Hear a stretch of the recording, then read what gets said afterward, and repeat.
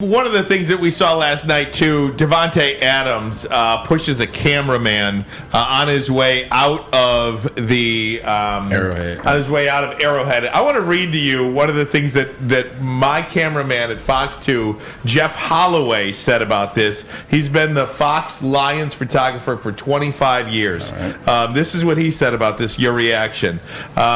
He said, "I saw that. An unwritten rule is you never walk in front of a player as they walk on or off the field. The guy who got drilled was at fault, but didn't deserve to get drilled. I think he was trying to hurry and get that light stand down he was carrying somewhere and didn't see the player. Adams apologized. Game over." How do you see it? Yeah, I always like when incidences happen, I try not to jump to conclusion because one thing that a lot of people do is people are quick to just judge, jury, executioner, people in the moment.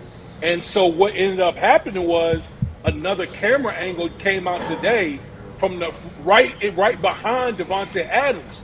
And what you see is Davante's walking on the field and the dude literally just jumps, he literally walks right in front of him. And so think about this from a player's perspective. You just lost this game.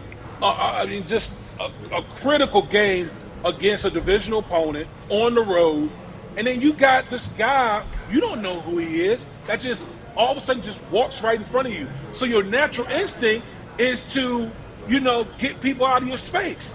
You're emotional. You tempers are high. And listen, I'm not excusing anything, but I'm telling you from a player's perspective, these are the type of things that go on right after a game you're walking off the field. Yeah, I agree with you 100%. I even take it a step further, just kind of piggybacking off what you said. When you lose in moments like this, like you said, you're in a daze, you're in a fog, you're frustrated. All you can see is the locker room, tunnel vision.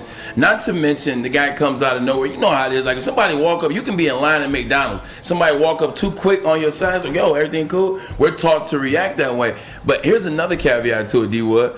Think about all these guys running on field, streaking now all of a sudden. You saw the guy last week with Bobby Wagner. He struck on the field. You saw the guy in the Super Bowl this year. You saw the guy in the Super Bowl 2 years. All these guys running on the fan. You don't know who's that guy, who's on the field, what he is, and you're not paying attention. So for to get suspended, hell no. This is definitely not a suspension piece.